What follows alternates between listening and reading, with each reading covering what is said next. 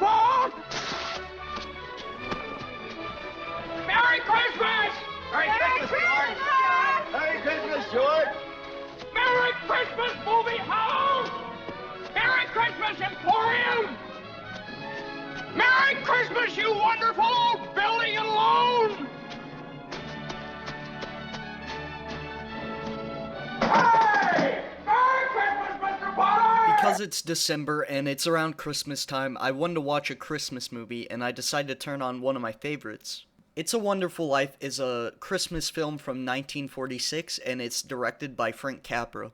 This film is about a man named George Bailey who is thinking about ending his life on Christmas Eve because of all the stress around him, and he kind of is not where he wants to be in life, and this angel comes down and shows George all the lives he's touched in the world and what the world would be like if he didn't exist. Now, if you've read the title, you may be wondering, how can a film from the 1940s that's a Christmas movie change someone's life or be that deep? And I will answer the reason why, but before this, I would really appreciate it if you'd like and subscribe and enjoy the video.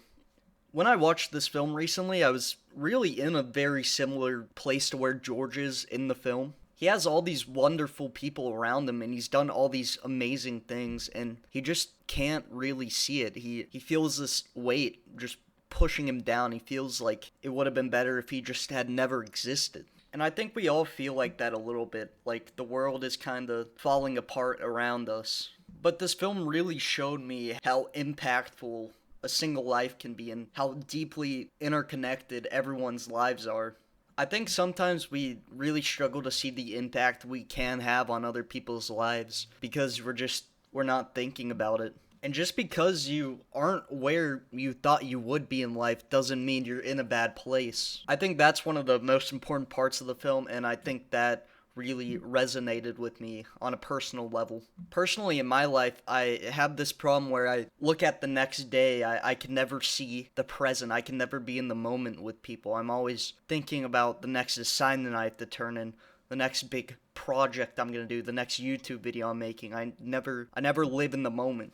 And I think in this film, George is in a very similar situation where you can't really appreciate anything around him because he's not looking for it. He's looking past it. He's looking at the next thing. And recently in my personal life, I've had some people that actually care about me.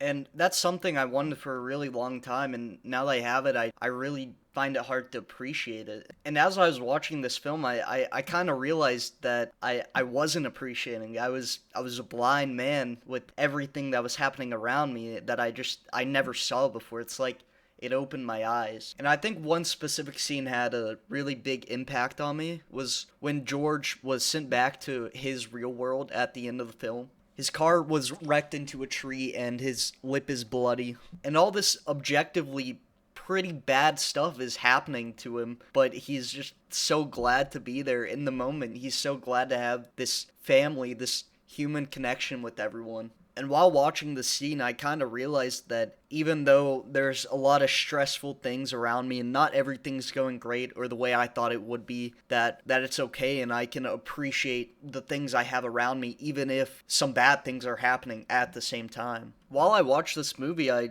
unintentionally kind of was looking at a reflection of my own life and what was happening in my life and what I thought about it, because I was in a very similar mentality of George where I could only see in this tiny little bubble. I couldn't see the full picture of my life and how it can impact things. I think a lot of us forget that wealth isn't measured in money or objective things, but it's measured in how we can touch other people's lives. I think there's some beauty in the character of George Bailey with the fact that he was loved to begin with and that he just really couldn't realize it. I think a lot of the time, similar to George, we as humans forget that we're not in this alone. We have people around us that care about us as equally as we care about them.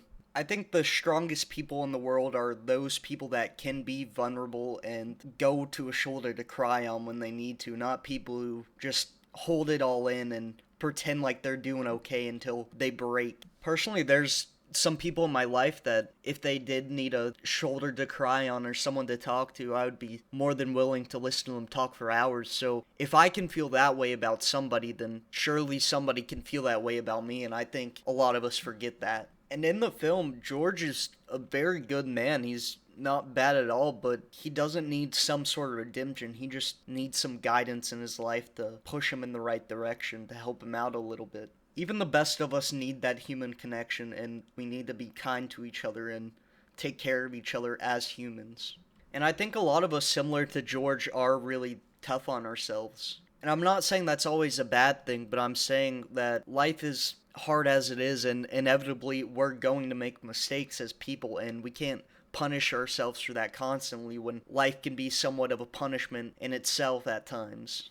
But yeah, I don't have much more else to say about the film besides that I think at the end of the day it taught me that even when things aren't going perfectly or aren't going well, that there's so much that I can appreciate and be thankful for, and there's people in my life that I can connect with even when I really kind of don't think I can, I guess. But yeah, that's the end of the video. Thanks for watching, and Merry Christmas, or whatever other holiday you celebrate in December.